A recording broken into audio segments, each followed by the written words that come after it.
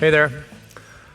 Uh, Great to be here in Dublin again, one of my favorite cities of the whole world. Very much like Chicago. Great people, great camaraderie. So full disclosure, when they called me to come here and they said, hey, can you come and speak and do a couple panels? I said, sure. And then when I got here, they said, oh, you're doing the keynote at 4 o'clock.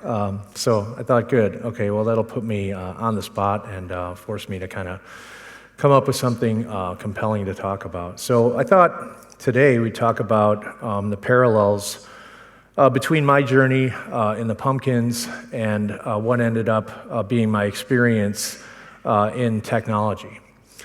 And when I joined Live One Inc. in Chicago in 2012, I really felt like I didn't know much about the tech space. I knew there was cultural similarities between the movement in the 90s that was in and around music and the same people that were gravitating in and around technology. I saw a lot of similarities in that. But really, as far as the business goes, or how to run a tech company or put social media mechanisms together, I was really thought I was in the dark. And what I found was that one journey kind of begets all journeys. And although the terminology changed, the experience was very much the same. So to give you some background, in 1988, the Pumpkins were started. When I went and auditioned for the band, I met Billy Corgan that day and knew immediately that we had something special, and that I was going to be dedicating a good part of my life towards making this thing successful. A lot of people say, oh, the Pumpkins kind of came out of nowhere in 1991, and it's that kind of similar where you hear about the 3-year overnight success, right? Where they don't know about the 3 years that happened before kind of Twitter came out, or Facebook or any of those types of companies. But there is, in any great company, that kind of backstory where people have a vision, they crystallize it, they put the right team together, and they put their heads down and work. We decided early on that we were not only going to work harder than anybody else, but we were really going to develop a cogent understanding of the business and really throw ourselves into every degree of our business, from songwriting to contract negotiation to margins on tour. And really, the way we did it was we started playing in Chicago in 1988. We took every dime that we made and we put it in the bank. So when I joined Live One and they asked me if I knew anything about bootstrapping a company, I said, yeah, we kind of invented bootstrapping in the 80s, but it was called sleeping in your car back then. So what we did was we saved every dime we had. We put it all in a bank account. In 1991, we had collected or saved $30,000, and we used that money to go and make our first record.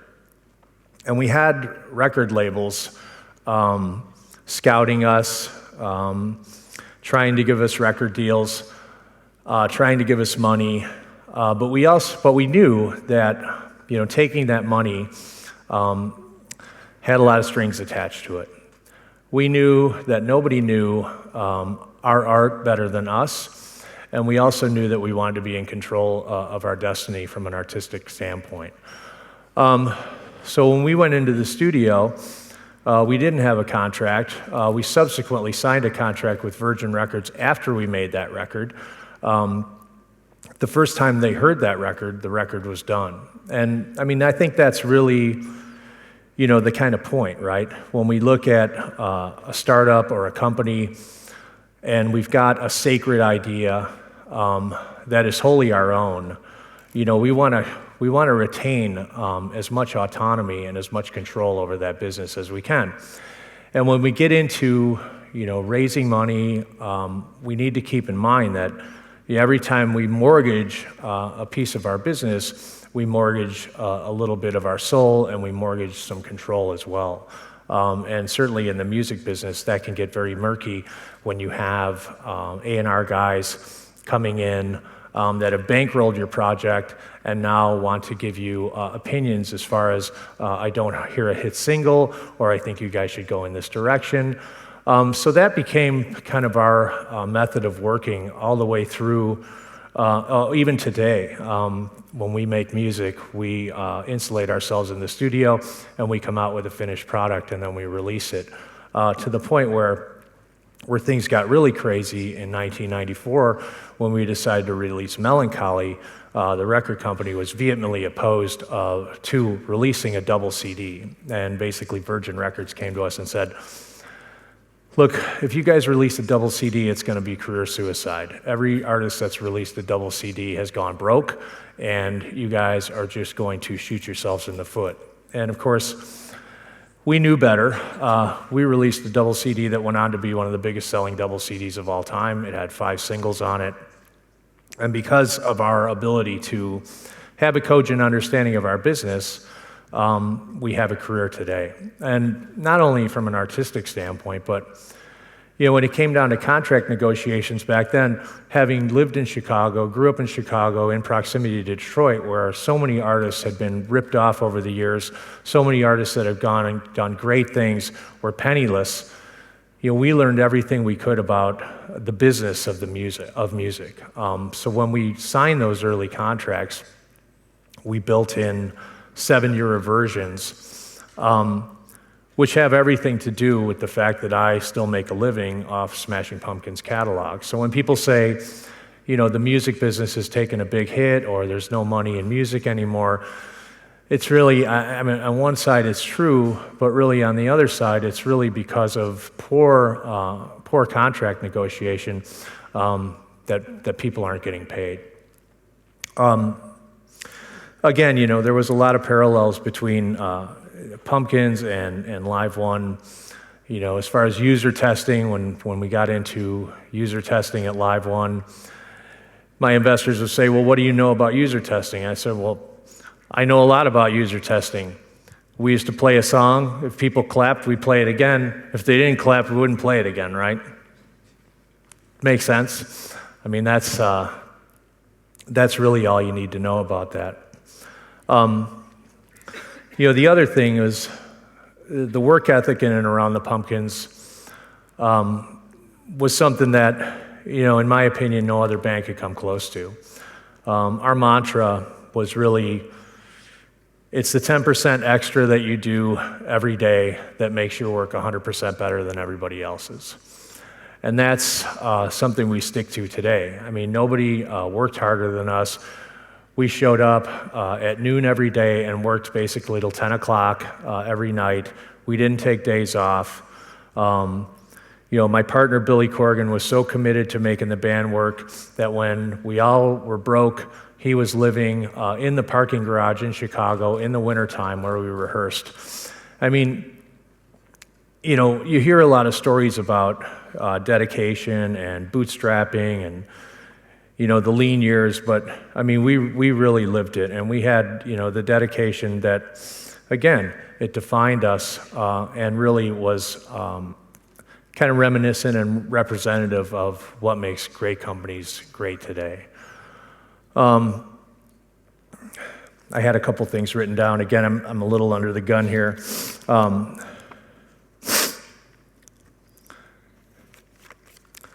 One of the things that I think is important when I talk to young companies is that I find that a lot of them have failed to kind of identify what success looks like.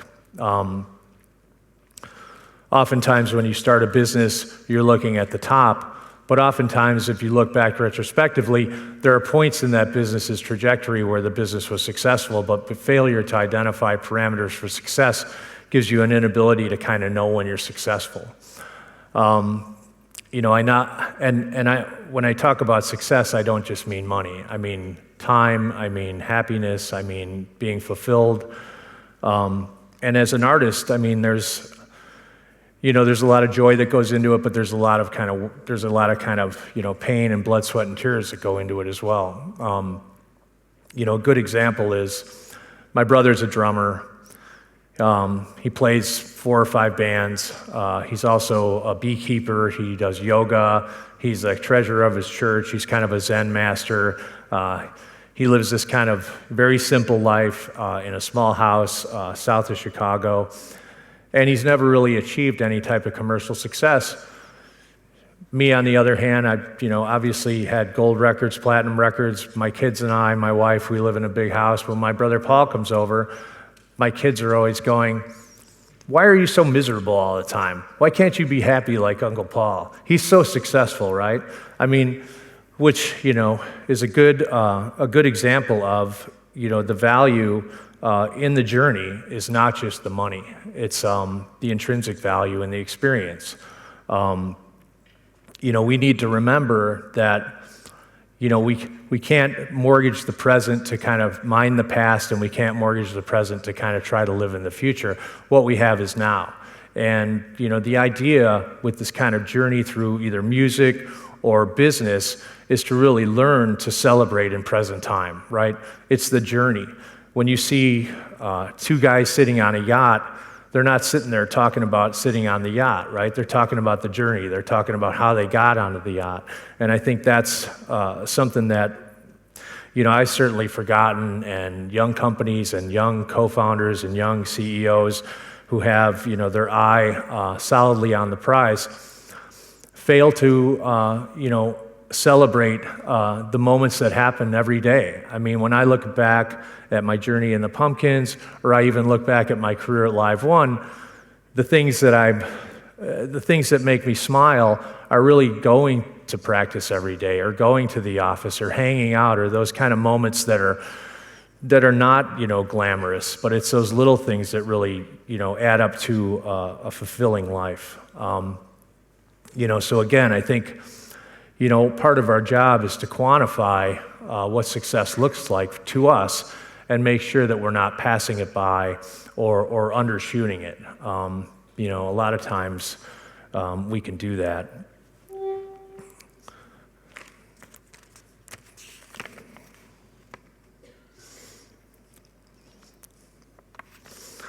One other thing I wanted to touch on, a couple things. I think, I've got 2 kids. I sit on a couple school boards in Chicago.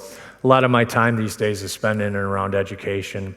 And one of the things we've got going in the States right now is this kind of in and around high schools and college. We've got this thing going around where institutions are trying to create safe zones for kids to experience their college or their university life. And I think, in business, we can do the same thing. We can create these safe zones for our businesses or for our bands that allow us to kind of fly things up the flagpole that aren't really credible in the real world, right?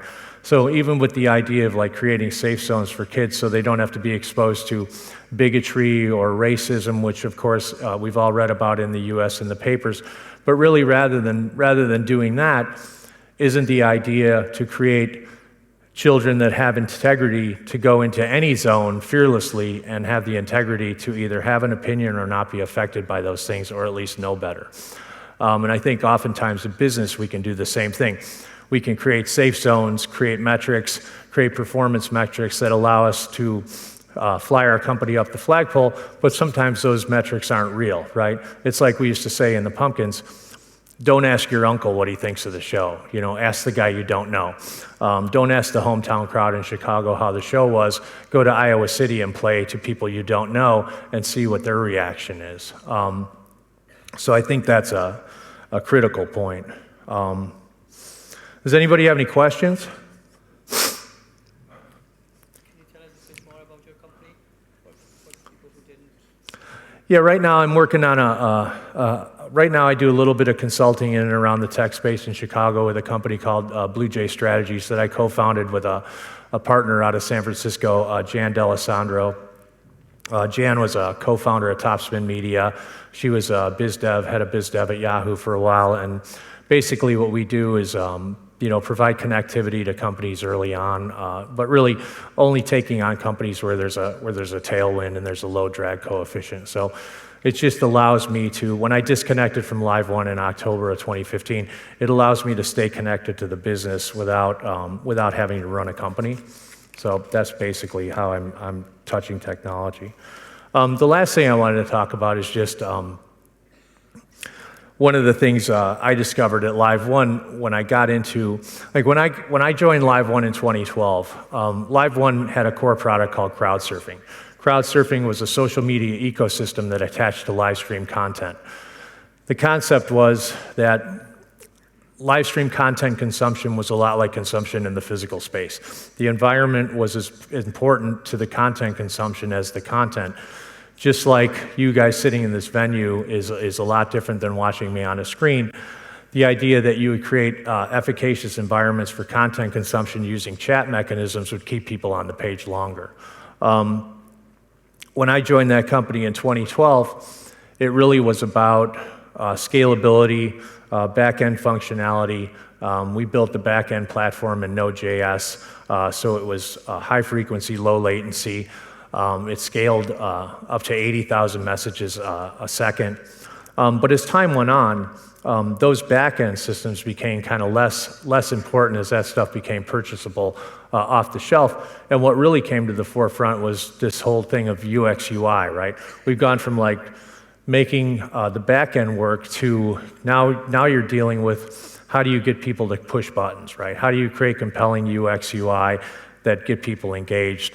When the expectation is that the technology has to work, now you're basically getting into, what I call my skill set, where you're kind of writing the hit song of technology, right? So my thing with my UX, UI guys, my creative director was, how do we find the hit song within our technology? If you look at like Twitter or Facebook or those types of companies, those types of platforms, they have the same kind of components that a hit song would have, right? They have rhythm, they have a narrative, they have harmony with their culture, they have verse and chorus, and they have hooks that keep people coming back. So I think once I was able to kind of look at that and just kind of flip the terminology, things started to really make sense for me as far as, what determines whether technology works or not. And really, I think if you can wrap your heads around, that type of terminology, does my technology have a rhythmic foundation? Does it have hooks? Does it keep people coming back? I think it's an interesting way to look at whether things are compelling or not. So, well, I hope everybody enjoyed the talk. It was great to be here, great to be in Dublin, and hope to see you next time.